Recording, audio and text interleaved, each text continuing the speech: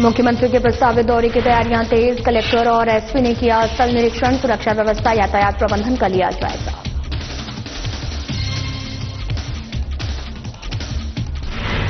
ग्राम नागझिरी में बोरी बधान का आयोजन। जिला समन्वय विष्णु प्रसाद नागर रहे मौजूद। लोगों को जल संरक्षण का समझाया गया महत्व। 21 दिसंबर को हरदा में जनक्रांति आंदोलन। ग्राम जमलाय से 2 युवा हुए रवाना। लोगों ने जगह जगह युवकों का किया स्वागत।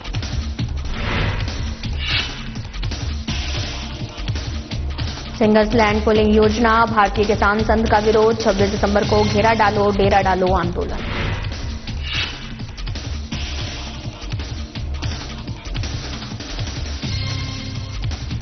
शिवपुरी में पुलिस ने किया लूट का खुलासा। 48 घंटे में आरोपी किया गिरफ्तार। सोने के आभूषण और मोबाइल बरामद।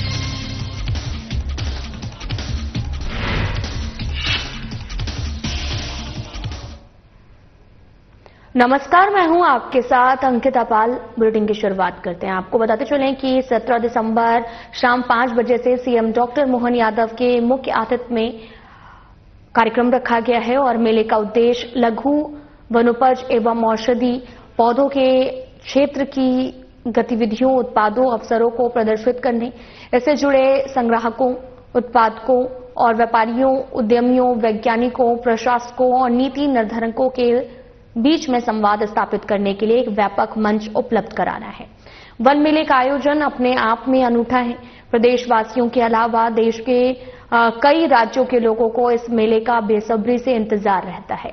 इस बार मेले की थीम समृद्ध वन खुशहाल जन रखी गई है। मेले में 350 स्टॉल्स लगाए जा रहे हैं। प्रदेश के जिला यूनियन वन धन केंद्र, जड़ी बूटियों संग्राहक, उत्पादक, आयुर्वेदिक औषधि निर्माता, परंपरागत भोजन सामग्री के निर्माता, विक्रेतागण अपने उत्पादों का प्रदर्शन एवं विक्रय करेंगे। मेले में अंतर्राष्ट्रीय कार्यशाला 19 और 20 को आयोजित की जाएगी, जिसमें देश के 17, नेपाल के 2, भूटान के प्रतिनिधिगण भाग ले रहे हैं। ये कार्यशाला IIFM के समन्वय से आयोजित की जा रही है। मेले में क्रेता विक्रेता सम्मेलन 21 दिसंबर को आयोजित किया जाएगा। 23 दिसंबर लाल परेड मैदान जहांगीराबाद में आयोजित होने वाला है। उद्घाटन समारोह में 17 दिसंबर शाम का 5 बजे मुख्यमंत्री आदरणीय डॉक्टर मोहन यादव जी, माननीय मध्य प्रदेश उपस्थित रहेंगे। मेले में लघु वनोपज एवं औषधि पौधों के क्षेत्र की गतिविधियां, उत्पादों एवं अवसरों को प्रदर्शित करने एवं इससे जुड़े संग्राहकों, उत्पादकों, व्यापारियों, उद्यमियों, वैज्ञानिकों, प्रशासकों एवं नीति निर्धारकों के बीच संवाद स्थापित करने हेतु एक व्यापक मंच उपलब्ध होता है। इस बार मेले की थीम समृद्ध वन खुशहाल जन रखी गई है। स्टॉल्स मेले में 350 स्टॉल्स लगाए जा रहे हैं। प्रदेश के जिला यूनियन वन धन केंद्र, जड़ी बूटी संग्राहक, उत्पादन, आयुर्वेदिक औषधि निर्माता, परंपरागत भोजन सामग्री के निर्माता एवं विक्रेतागण अपने उत्पादों का प्रदर्शन एवं विक्रय करेंगे। साथ के स्टॉल 10, अन्य राज्य के 24 स्टॉल, प्रदर्शनी के 16 स्टॉल, क्लाइमेट 136 फूड स्टॉल, 26 विशेष रूप से वन विभाग के 3 स्टॉल, छिंदवाड़ा, अलीराजपुर, दाल पनिया, बांधवगढ़, गोंडी व्यंजन, 50 OPD स्टॉल, एक किड्स जोन एवं अंतर्राष्ट्रीय कार्यशाला 19 एवं 20 को कार्यशाला का आयोजन किया जाएगा, जिसमें देश के 17 एवं नेपाल के 2 एवं भूटान के 1 प्रतिनिधिगण भाग ले रहे हैं। यह कार्यशाला IIFM के समन्वय से आयोजित की जा रही है। क्रेता विक्रेता सम्मेलन 21 दिसंबर को आयोजित स्तर पर क्रेता विक्रेता सम्मेलन का आयोजन होगा, जिसमें उच्च गुणवत्ता युक्त लघु वनोपज, औषधि पौधों, कच्ची जड़ी बूटियों में क्रय विक्रय हेतु अनुबंध किए जाएंगे। OPD संचालन मेले में दैनिक रूप से आयुर्वेदिक पद्धति के चिकित्सकों, उपचार करने वाले विशेषज्ञों एवं आयुर्वेदिक डॉक्टर द्वारा निःशुल्क चिकित्सक परामर्श प्रदान किया जाएगा। इनकी संख्या करीबन 200 होगी। सांस्कृतिक कार्यक्रमों के आपका आयोजन के दौरान विभिन्न सांस्कृतिक कार्यक्रम, ऑर्केस्ट्रा, नुक्कड़ नाटक एवं लोक नृत्य, स्कूल छात्र छात्राओं हेतु चित्रकला, फैंसी ड्रेस गायन कार्यक्रम का आयोजन भी किया जाएगा। परंपरागत नृत्य डिंडोरी की प्रस्तुति 17 दिसंबर शामकाल ऑर्केस्ट्रा अंचल शर्मा ग्रुप की म्यूजियम प्रस्तुति, 18 दिसंबर शामकाल विरासत यूपी की म्यूजियम प्रस्तुति, 19 दिसंबर शामकाल एक शाम वन विभाग के नाम फॉरेस्ट मेलोडी द्वारा सरगम म्यूजियम ग्रुप 20 दिसंबर शाम काले ख्याति प्राप्त सिंगर श्री नीरज श्रीधर बॉम्बे वाइकिंग्स की म्यूजियम प्रस्तुति होगी। 21 दिसंबर शाम काले मानसरोवर द्वारा सांस्कृतिक कार्यक्रम, 22 दिसंबर शाम काले परंपरागत नृत्य झाबुआ की प्रस्तुति होगी। 23 दिसंबर शाम काले लघु वनस्पति एवं औषधि पौधों के क्षेत्र की गतिविधियों, उत्पादों एवं अवसरों को प्रदर्शित करने एवं इससे जुड़े संग्राहक उत्पादकों, व्यापारियों, उद्यमियों, वैज्ञानिक, प्रशासकों एवं नीति निर्धारकों के बीच संवाद स्थापित करने हेतु मेले में एक व्यापक मंच उपलब्ध होता है। इस मेले में आपके माध्यम से आप सभी लोग इस अंतर्राष्ट्रीय वन मेले में सादर आमंत्रण है। सभी का बहुत बहुत धन्यवाद। मध्य प्रदेश विधानसभा के इतिहास में 17 दिसंबर की तारीख एक बार फिर खास बनने जा रही है। ठीक 69 साल पहले 17 दिसंबर 1956 को मध्य प्रदेश की पहली विधानसभा बैठक हुई थी और अब उसी ऐतिहासिक दिन की वर्षगांठ पर विधानसभा में विशेष सत्र आयोजित करने की तैयारी है। और इस बात की जानकारी विधानसभा अध्यक्ष नरेंद्र सिंह तोमर ने दी है। उन्होंने कहा कि ये सिर्फ एक औपचारिक आयोजन नहीं होगा, बल्कि प्रदेश के भविष्य की दिशा तय करने वाला सत्र साबित हो सकता है। विधानसभा अध्यक्ष के मुताबिक इस विशेष सत्र में सभी विधायक विकसित मध्य प्रदेश के विजन पर खुलकर चर्चा करेंगे। राज्य को आर्थिक, सामाजिक और आधारभूत ढांचे के स्तर पर कैसे आगे बढ़ाया जाए, इस पर मंथन किया जाएगा। चर्चा सिर्फ भाषणों तक सीमित नहीं रहेगी, बल्कि ठोस सुझाव और निष्कर्ष निकालने पर जोर रहेगा। नरेंद्र सिंह तोमर ने कहा कि विकसित मध्य प्रदेश का लक्ष्य अभी पूरा होगा जब सभी जनप्रतिनिधि मिलकर स्पष्ट दिशा निर्देश तय करेंगे और इस विशेष सत्र में जो निष्कर्ष निकलेंगे उन्हीं के आधार पर आगे की रणनीति बनाई जाएगी। नमस्कार दर्शकों, आप देख रहे हैं साधना न्यूज। मैं हूं आपके साथ सानिसा हरणे। दर्शकों, इस वक्त हम खड़े हैं बीजेपी प्रदेश कार्यालय में और आपको बता दें कि अभी हाल ही में 1 दिसंबर से 5 दिसंबर तक शीतकालीन सत्र का, विधानसभा सत्र का आयोजन किया गया था विधानसभा में और तरह तरह की बातें हम सुन रहे हैं। और अब आपको एक और विशेष सत्र के बारे में जानकारी दे दें कि अभी फिलहाल शीतकालीन सत्र समाप्त हुआ ही है और एक विशेष सत्र अब फिर से 17 दिसंबर को आयोजित किया जा रहा है। विधानसभा का 1 दिवसीय सत्र होगा। आपको बता दें विधानसभा अध्यक्ष नरेंद्र सिंह तोमर ने इसकी जानकारी दी है। आपको ये भी बता दें कि ये सत्र क्यों खास है, क्योंकि ये पूरे 10 साल बाद आयोजित किया जा रहा है। 2015 में जब पूर्व मुख्यमंत्री शिवराज सिंह चौहान की जब मुख्यमंत्री थे तब ये 2015 में ये सत्र आयोजित किया गया था। पूरा ये 69 साल बाद इस सत्र को आयोजित किया जा रहा है। 1 दिवसीय सत्र रहेगा। इसमें सभी विधायक जो कि अपनी दलगत राजनीति को छोड़कर मध्य प्रदेश को सुदृढ़ बनाने के लिए, आत्मनिर्भर बनाने के लिए, मध्य प्रदेश को प्रगति के पथ पर, ऊंचाइयों पर ले जाने के लिए बातचीत करेंगे, विचार विमर्श करेंगे। मध्य प्रदेश को कैसे आगे बढ़ाया जाए, मध्य प्रदेश में किस तरह की जो खामियां हैं उसको कैसे दूर किया जाए, किस तरह की जो मध्य प्रदेश में जो प्रॉब्लम्स आ रही है, राजनीतिक प्रॉब्लम्स है, आर्थिक है, सामाजिक है, जिस तरह की प्रॉब्लम्स मध्य प्रदेश में देखी जा रही है उसको दूर करने के लिए सत्र में विशेष रूप से बातचीत की जाएगी। तो ये विशेष सत्र का आयोजन 17 तारीख को विधानसभा में किया जा रहा है। इस वक्त की खास और अहम जानकारी आपको बता दें। और इस सत्र में सभी जो विधायक हैं, चाहे वो बीजेपी के हों, चाहे वो कांग्रेस के हों, सभी अपनी जो दलगत पर्सनल जो राजनीति उसको छोड़कर सिर्फ और सिर्फ मध्य प्रदेश के विकास पर फोकस करते हुए नजर आएंगे। हर्ष शर्मा के साथ सानिसा की रिपोर्ट। सतना के अस्पताल में एक बच्चे की जलकर मौत होने के बाद में प्रदेश में सियासत शुरू हो गई है। जीतू पटवारी ने बच्चे की मौत को सरकार की लापरवाही और साथ ही बताते हुए स्वास्थ्य मंत्री राजेंद्र शुक्ल का इस्तीफा भी मांगा है। वहीं दूसरी ओर बीजेपी प्रवक्ता राजपाल सिसोदिया ने कहा कि बच्चे की मौत होना बहुत ही दुर्भाग्यपूर्ण है। सरकार इस मामले की जांच करेगी और अगर इसमें कोई भी मानवीय भूल सामने आती है तो उसे दंडित किया जाएगा। रही बात कांग्रेस की, तो कांग्रेस का तो धर्म ही आरोप लगाना है, लेकिन सीएम मोहन यादव की सरकार किसी भी तरह की लापरवाही बर्दाश्त नहीं करेगी।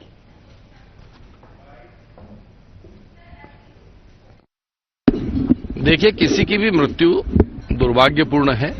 भारतीय जनता पार्टी की सरकार, माननीय मोहन यादव जी की सरकार पूरी संवेदनशीलता के साथ में पीड़ित परिवार के साथ है और दिवंगत आत्मा की श्रद्धांजलि की हम प्रार्थना करते हुए ये कहना चाहते हैं कि इस प्रकार की घटनाओं की पुनरावृत्ति न हो, इस दिशा में कड़े कानून, कड़े नियम बनाने का काम जहां एक तरफ सरकार ने कर रखा है, वहीं इस प्रकार की घटनाओं की पुनरावृत्ति न हो, इस दिशा में हम काम करेंगे, कर रहे हैं। कांग्रेस का इस्तीफा मांगना अब ये अपनी जगह है, विपक्ष है, वो अपना धर्म निभा रहे हैं, परंतु इस्तीफा समाधान नहीं है। इस प्रकार की घटना फिर से ना हो, और ये जो घटना हुई है इसमें जो दोषी है उनको पर्याप्त दंड मिले, यह आवश्यक है। और जो आवश्यक है वह काम भारतीय जनता पार्टी की सरकार, डॉक्टर मोहन यादव जी की सरकार करेगी। मुख्यमंत्री डॉक्टर मोहन यादव की अध्यक्षता में इंदौर में शहर विकास का नया दौर विषय पर आयोजित महत्वपूर्ण बैठक में सहभागिता की है। बैठक में इंदौर मेट्रोपॉलिटन रीजन के विस्तार, शाजापुर और रतलाम जिले को शामिल करने, भविष्य की सुनियोजित शहरी विकास योजनाओं पर विस्तृत मंथन किया है। इसमें मेट्रो, यातायात व्यवस्था, सड़क, रिंग रोड, बाईपास परियोजनाएं, शहरी सुरक्षा, जाम से निजात, पर्यावरण संरक्षण और आवास और आईटी सेक्टर और इंदौर को आईटी हब के रूप में विकसित करने पर चर्चा की गई है। और ये पहल मध्य प्रदेश को सुव्यवस्थित, आधुनिक और विकसित राज्य बनाने की दिशा में एक सशक्त कदम है। इस महत्वपूर्ण बैठक में जनप्रतिनिधिगण और अधिकारीगण मौजूद रहे।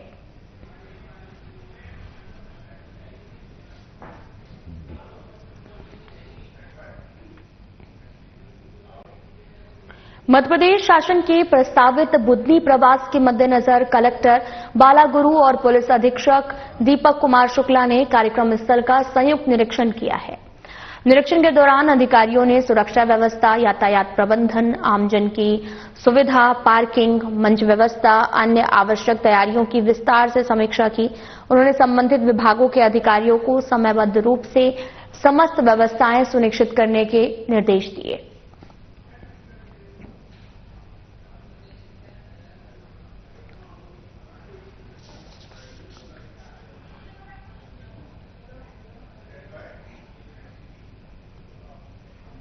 मध्य प्रदेश जन अभियान परिषद ब्लॉक मोहन बड़ोदिया, जिला शाजापुर के अंतर्गत सेक्टर बिजाना की नवांकुर संस्था कृषि जगत प्रणाली watershed farmer producer company limited द्वारा ग्राम नागझिरी में जल संरक्षण अभियान के अंतर्गत बोरी बधान कार्यक्रम का आयोजन किया गया। कार्यक्रम में जिला समन्वय विष्णु प्रसाद नागर और नवांकुर संस्था के प्रतिनिधि दिनेश कुमार कलमोदिया की गरिमामय उपस्थिति रही। विकास के प्रस्फुटन समिति के समस्त सदस्य और ग्राम नागझिरी के गणमान्य नागरिक उपस्थित रहे। मुख्यमंत्री सामुदायिक नेतृत्व विकास पाठ्यक्रम के छात्र छात्राएं भी कार्यक्रम में शामिल हुए। सभी के सहयोग से सायंकालीन समय में बोरी बधान का कार्य सफलतापूर्वक संपन्न हुआ। इस अवसर पर जिला समन्वय विष्णु प्रसाद नागर ने उपस्थित सभी लोगों को जल संरक्षण का महत्व समझाया। मध्य प्रदेश जन अभियान परिषद द्वारा निरंतर संचालित जल संरक्षण गतिविधियों की जानकारी दी। समाज के सभी लोगों को जल संरक्षण के लिए प्रेरित करते हुए आह्वान किया कि प्रत्येक गांव में सामूहिक प्रयासों से जल संरक्षण के कार्य किए जाएं, जिसमें सभी का सहयोग अपेक्षित है।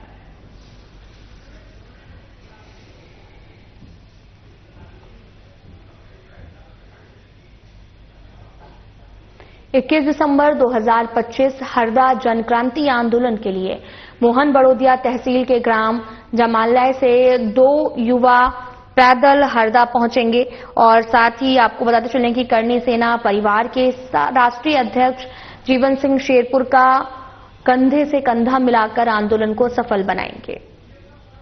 इसको लेकर यात्रा की शुरुआत ग्राम जमलाय से हुई। यात्रा में 2 युवा नरेंद्र सिंह राजपूत, राहुल सिंह राजपूत रवाना हुए। ग्राम जमलाय में करनी सेना परिवार सर्व समाज के द्वारा स्वागत किया गया। रास्ते में करनी सेना परिवार के भीम सिंह डूंगरगांव जिला संयोजक, उनकी टीम में नरेंद्र सिंह राजपूत, शिवराज सिंह राजपूत, धर्मेंद्र सिंह द्वारा युवाओं को पुष्पमाला पहनाकर स्वागत किया गया। जय माता दी। नरेंद्र सिंह बेस। जन क्रांति न्याय आंदोलन 21 दिसंबर को लेकर आज ग्राम जमलाई से 15 दिसंबर को पैदल यात्रा निकाली जाएगी, जिसका समापन 21 दिसंबर हरदा को रहेगा। इसको लेकर हमारे द्वारा पैदल यात्रा जन जागरण शक्ति मंच तक निकाली जाएगी। ग्राम जमलाई से लेकर हरदा तक पैदल यात्रा रहेगी। हमारे द्वारा जो जन जागरण यात्रा है, जो गांव-गांव जो भी रास्ते में गांव आएंगे, हर गांव में हम ये लोगों को उत्साह करेंगे, मतलब उनको निमंत्रण आमंत्रण देते हुए हरदा पहुंचेंगे। भारतीय किसान संघ द्वारा सिंहस्थ लैंड पुलिंग योजना के खिलाफ उज्जैन में घेरा डालो डेरा डालो आंदोलन किया जाएगा, जिसमें पूरे प्रदेश से हजारों किसान अपने परिवार और जानवरों के साथ शामिल होंगे। सरकार द्वारा उज्जैन में होने वाले सिंहस्थ मेले के लिए लैंड पुलिंग योजना बनाई जा रही है, जिसका भारतीय किसान संघ द्वारा शुरू से ही विरोध जारी है। और साथ ही आपको ये भी बताते चलें कि पिछले महीने भी किसान संघ ने बड़े आंदोलन की घोषणा की थी, लेकिन सरकार से बातचीत के बाद आंदोलन स्थगित कर दिया गया था। लेकिन इस बार भारतीय किसान संघ ने सरकार से आर पार की लड़ाई लड़ने की तैयारी की है। इसको लेकर उज्जैन में एक बैठक आयोजित की गई है, जिसमें 18 जिलों और 128 तहसील के किसान शामिल हुए हैं।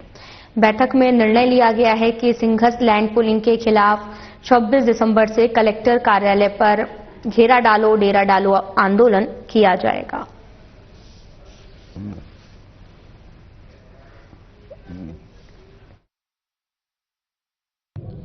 भारतीय किसान संघ की आज बैठक हुई है, जिसमें जो 17 तारीख को नवंबर में जो सरकार द्वारा हमें जो धोखा दिया गया था, वो जो सरकार पलट गई है लैंड पुलिंग वापस लेने के नाम पर नगर विकास योजना TDS 8, 9, 10, 11 उसको लेकर जो हमारे साथ धोखा किया गया, उसको लेकर किसानों में तथा किसान संघ के कार्यकर्ताओं में बड़ा रोष था। जिले भर के तहसीलों के भी कार्यकर्ता यहाँ पहुंचे हैं। 115 तहसील 18 जिलों के कार्यकर्ता आज उपस्थित हुए हैं। उन्होंने कहा है कि अब हजारों की किसान, महिला और पुरुष, बच्चे सब मिलकर हम 26/12 को, हमारा एक ही नारा है 26/12, उस पर हम बड़ा आंदोलन करने वाले हैं। घेरा डालो डेरा डालो। किस प्रकार से रोकबा आएगी, कहाँ क्या रहेगा, क्या प्रमुख रहेगा? हाँ, प्रमुख तो यह रहेगा कि हजारों किसान उसमें उपस्थित रहते हैं। महिला रहेंगे, पुरुष रहेंगे, बच्चे रहेंगे। हमारे जो जानवर है, जो हमारे हाथ से दूध देते हैं, वो गाय भी रहेगी, भैंस भी रहेगी, उनके भी चारे वारे की व्यवस्था हम करके आएंगे और लंबे समय तक टिकने का हम मन बना रहे हैं। और जब तक हमको लिखित में सरकार नहीं देगी, जब तक हम हटने वाले नहीं हैं। कोतवाली पुलिस ने जिला चिकित्सालय के पास हुई लूट की वारदात का खुलासा करते हुए 48 घंटे के भीतर आरोपी को गिरफ्तार कर लिया है। दरअसल पूरा मामला फरियादी मनीषा गोस्वामी ने 11 दिसंबर को रिपोर्ट दर्ज कराई थी। साथ ही अज्ञात व्यक्ति ने गले से सोने का पेंडल और मोबाइल झपट लिया है, जिसको लेकर पुलिस ने विशेष टीमें गठित की हैं। साथ ही 70 से अधिक CCTV कैमरों की जांच, मुखबिर सूचना के आधार पर पोहरी बाईपास रोड से आरोपी ब्रजेश धाकर को गिरफ्तार किया गया। पूछताछ में आरोपी ने अपराध स्वीकार किया। उसके पास से लूटे गए सोने का पेंडल और मोबाइल और 35,000 रुपए बरामद हुए हैं।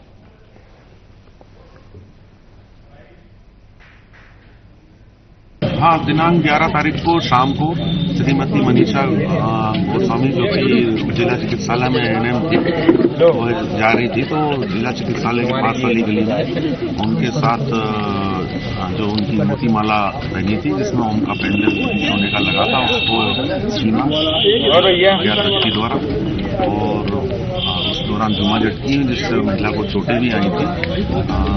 उसकी रिपोर्ट पर कोतवाली में मुकदमा दर्ज करने के पश्चात काफी CCTV फुटेज एवं कई संदिग्धों को बिठाला गया।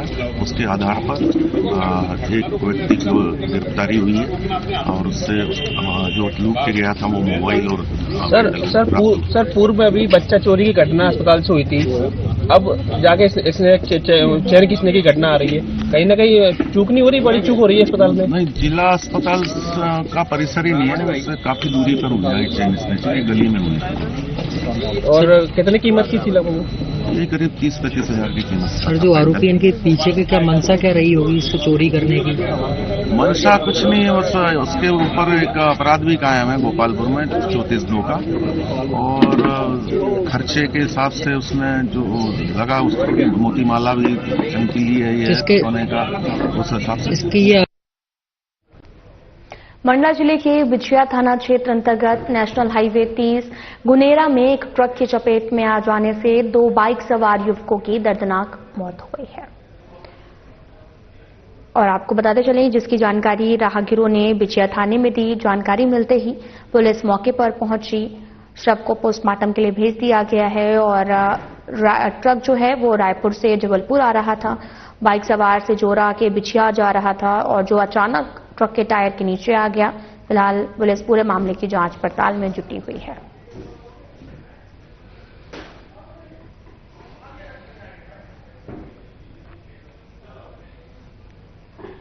मुख्यमंत्री डॉक्टर मोहन यादव के नेतृत्व वाली प्रदेश सरकार के 2 साल पूरे होने पर जिले की प्रभारी मंत्री कृष्णा गौर ने सीहोर में प्रेस वार्ता आयोजित की।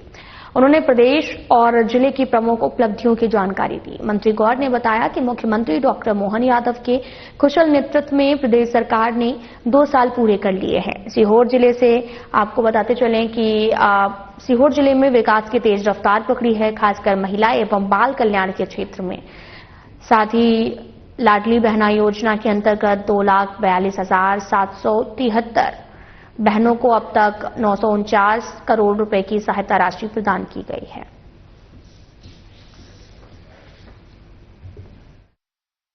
प्रदेश में लगभग हर क्षेत्र में विकास के नए आयाम स्थापित किए हैं और आज मुझे यह कहने में भी कोई अतिशयोक्ति नहीं कि मध्य प्रदेश की इस प्रगति का श्रेय सबसे पहले अगर किसी को दिया जाता है तो हमारे प्रदेश की जागरूक जनता और जनता के विश्वास को दिया जाता है। 2 वर्ष पूर्व मध्य प्रदेश की देवतुल्य जनता ने मध्य प्रदेश में बहुत ही विश्वास, बहुत अपेक्षा के साथ भारतीय जनता पार्टी की पूर्ण बहुमत की सरकार बनाई थी। हमारे यशस्वी मुख्यमंत्री डॉक्टर मोहन यादव जी ने अहर्निश परिश्रम करके इन 2 वर्षों में जनता की अपेक्षा की हर कसौटी पर, जनता के विश्वास की हर कसौटी पर खरा उतर कर दिखाया।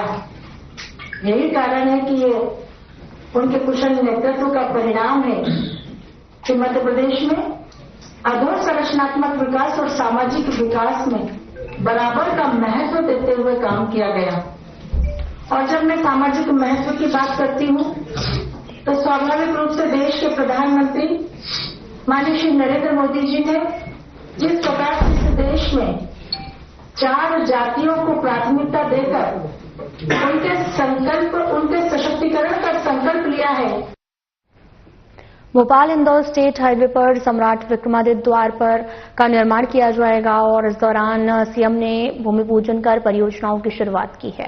पीएम ई बस डिपो का भूमि पूजन किया गया। कार्यक्रम में विधायक रामेश्वर शर्मा विशेष रूप से उपस्थित रहे और इस दौरान सीएम ने कहा कि भोपाल इंदौर रोड पर बनने वाला यह स्वागत द्वार उज्जैन में बने सम्राट विक्रमादित्य द्वार की तर्ज पर तैयार किया जाएगा और ये द्वार प्रदेश की सांस्कृतिक पहचान और विकसित मध्य प्रदेश के विजन का प्रतीक बनेगा।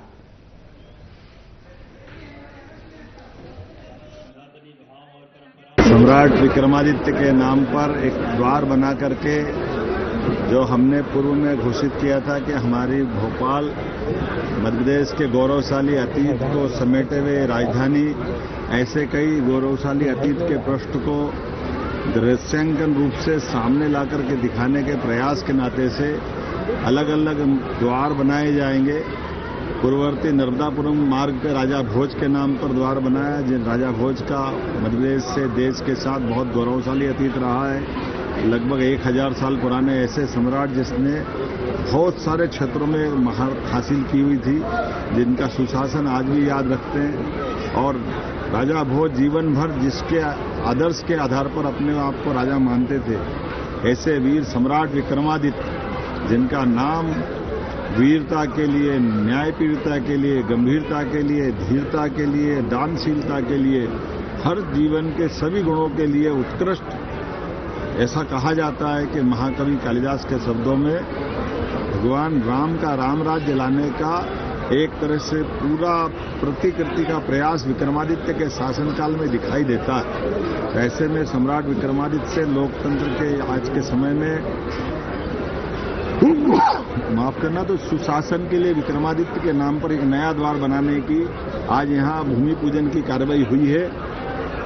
हमारी भोपाल की राजधानी के साथ ऐसे सारे गौरवशाली पृष्ठों के आधार पर प्रत्येक मार्ग के साथ ऐसे महापुरुषों के नाम पर वो इतिहास को जीवंत करने का प्रयास हमारी सरकार के द्वारा किया जा रहा है, जिसके कारण से मध्य प्रदेश और देश और दुनिया गौरवान्वित होती रही है।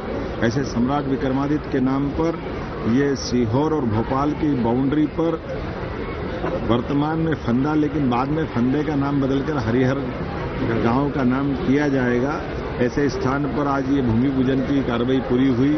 हमारे प्रभारी मंत्री चेतन कश्यप जी, माननीय विधायक रामेश्वर शर्मा जी, माननीय विधायक भगवान दास सबनानी जी, माननीय महापौर मालती राय जी, माननीय सभापति किशन सूर्यवंशी जी, इस अवसर पर मीडिया प्रभारी आशीष अग्रवाल जी, हम सब ने मिलकर के आज ये एक और सुखद सहयोग है। हमारी सरकार के 2 साल पूरे होकर के तीसरे साल का ये पहले दिन का शुभ संकल्प पूरा हुआ, जो शासन की विक्रमादित्य के काल की सुशासन की वर्तमान के दौर में यशस्वी प्रधानमंत्री के नेतृत्व में, जब लोकतंत्र के अंदर सारे अलग अलग नवाचारों के साथ नई व्यवस्थाओं के बलबूते पर गरीब कल्याण वर्ग के लिए, महिला, किसान, युवा, गरीब सबके जीवन की बेहतरी के लिए फिलहाल बुलेटिन में इतना ही। नमस्कार।